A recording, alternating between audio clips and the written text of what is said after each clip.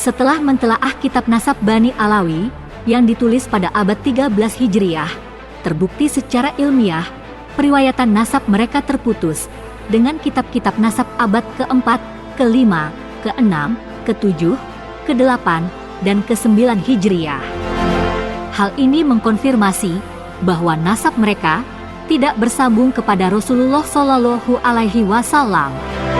Didasari dari fenomena beberapa habib yang mengaku turunan Nabi dari Ba'alawi, yang sebagian besar dari mereka nyata-nyata mengeksploitasi dan memanfaatkan status sosial mereka dengan penuh arogansi dan kesombongan luar biasa atas klaim nasab suci kepada Rasulullah di segala momen, terutama pada acara keagamaan, atas pengkultusan diri mereka sebagai keturunan Nabi adalah upaya mereka mempengaruhi masyarakat negeri yang mayoritas Muslim ini agar para pencinta Habib sangat militan dalam mengkultuskan diri mereka.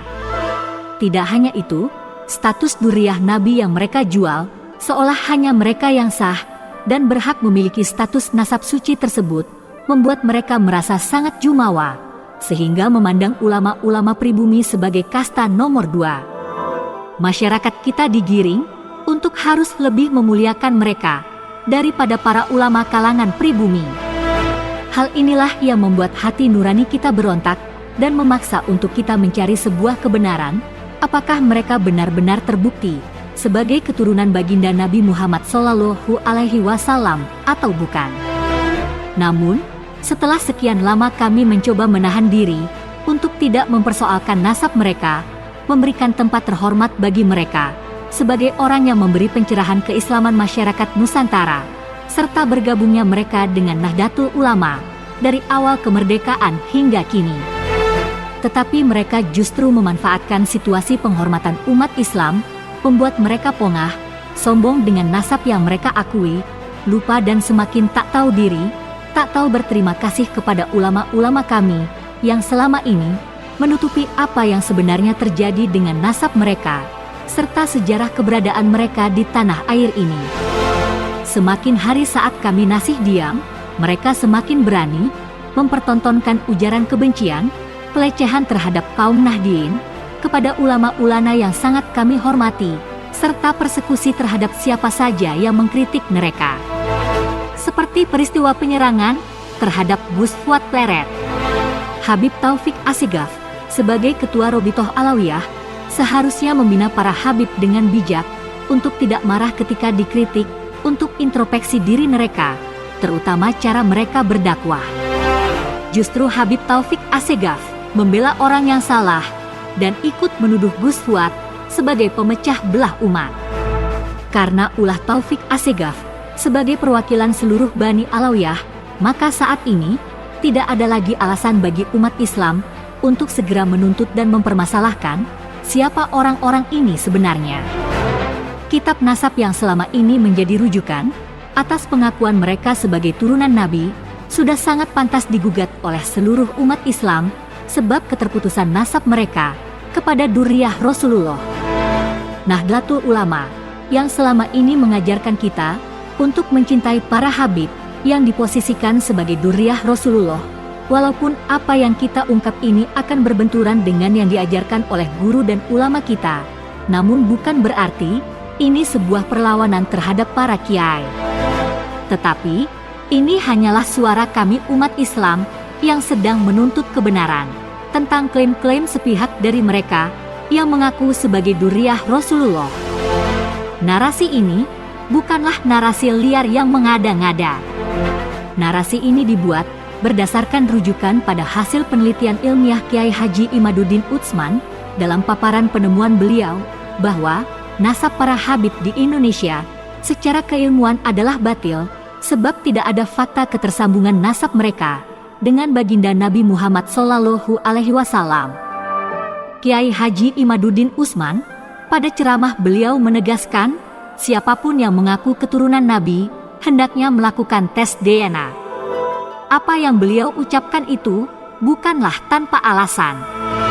Dalam tulisan-tulisan beliau yang berjudul Terputusnya Nasab Habib di Indonesia, serta pengakuan para habib sebagai keturunan Nabi, berdasar pada temuan penelitian beliau, belum terbukti secara ilmiah. Dalam temuan bahwa Imam Ubaidillah yang selama 550 tahun diklaim sebagai Datuk Bani Alawi sejak abad ke-4, ke-5, ke-6, ke-7, ke-8, dan pertengahan abad ke-9, pada abad-abad yang lewat itu, tidak ada satupun kitab-kitab nasab yang menuliskan nama Ubaidillah sebagai putra Imam Ahmad Al-Muhajir bin Isa.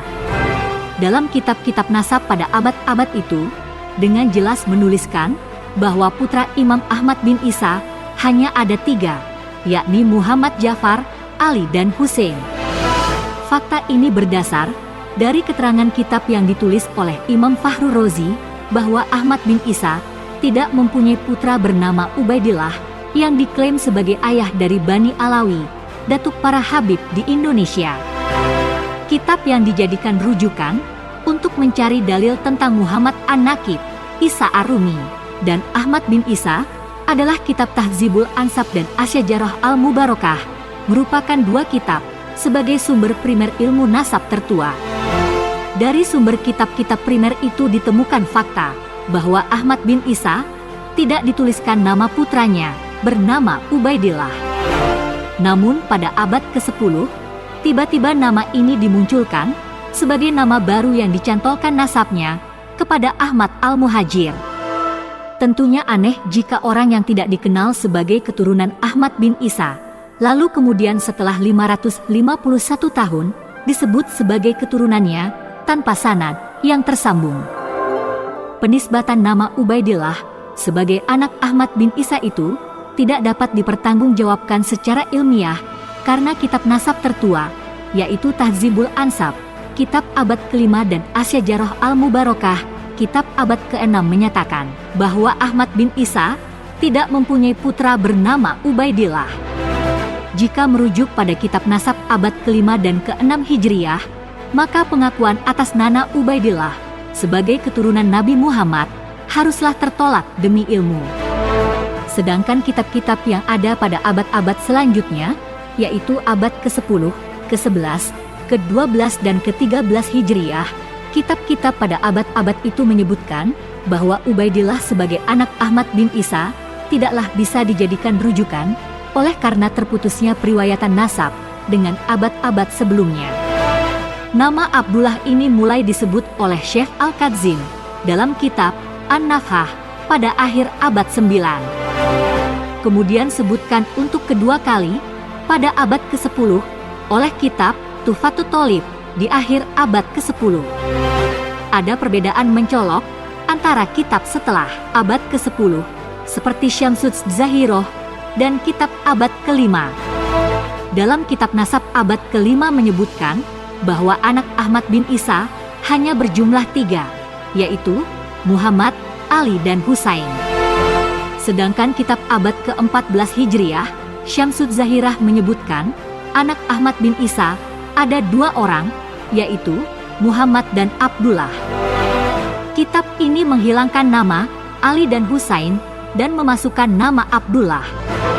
Beberapa sanggahan para Habib Bani Alawi berdasar pada kitab Syamsuz Zahirah karya Syekh Abdurrahman Al-Masyur, wafat 1320 H, mereka dengan tegas menyebutkan bahwa Abdullah bergelar Ubaidillah. Abdullah bin Ahmad Al-Muhajir ini, menurut mereka, bahwa Abdullah bin Ahmad seorang yang tawadhu, ia merasa tidak pantas bernama Abdullah. Wallahu alam bisawab. Mengungkap temuan ilmiah Kiai Haji Imaduddin Al-Bantani, tidak ada bahayanya bagi kita umat Islam dalam rangka menguji sejauh mana kebenaran mereka yang mengaku anak cucu Nabi. Tetapi sikap dan tingkah laku mereka tidak menunjukkan bahwa mereka pewaris tunggal Nabi Muhammad SAW. Banyak sekali kasus mereka yang mengaku sebagai Habib, namun perilaku mereka tidak sesuai dengan gelar yang disandangnya. Para Habib keturunan Yaman ini, kalau ingin selamat hidup di Indonesia, seharusnya malu kepada masyarakat Nusantara yang telah berkali-kali memberikan perlindungan kepada mereka dari sejak prakemerdekaan Indonesia sampai hari ini. Kesombongan mereka yang merasa satu-satunya keturunan Nabi, yang menganggap ulama lokal Nusantara sebagai kasta nomor 2, yang menuntut umat Islam dan para ulama harus memuliakan mereka. Inilah yang membuat kita resah, menggugah para ulama Nusantara menuntut, menguji kebenaran mereka sebagai cucu Nabi Shallallahu Alaihi Wasallam. Sekali lagi, kita bukan menentang apa yang diajarkan para guru dan ulama kita untuk mencintai dzurriyyat Rasulullah. Kita memastikan kebenaran atas semua klaim-klaim agar tidak ada keraguan bahwa mereka adalah keturunan Rasulullah. Jika memang terbukti bukan keturunan Rasulullah, kita berharap jangan ada yang ditutupi oleh para ulama kita, sehingga akibatnya akan merugikan kita sendiri. Kita bersyukur tampilnya ulama muda NU dari Banten, Kiai Haji Imaduddin Utsman, yang dengan berani mengungkapkan ini semua. Kita berharap para ulama kita juga ikut buka suara, meluruskan segala sesuatu yang sudah terlanjur diyakini 100% oleh umat Islam Indonesia, bahwa mereka adalah keturunan dzurriyyah baginda Nabi tercinta. Padahal sangat jelas, kitab-kitab nasab tidak membenarkan itu semua. Sekali lagi, kita bukan menentang ajaran para ulama untuk mencintai dzurriyyah Rasulullah. Kita hanya menuntut kebenaran supaya umat Islam tidak dimanfaatkan oleh oknum-oknum yang mengaku sebagai dzurriyyah baginda Nabi Muhammad Shallallahu Alaihi Wasallam.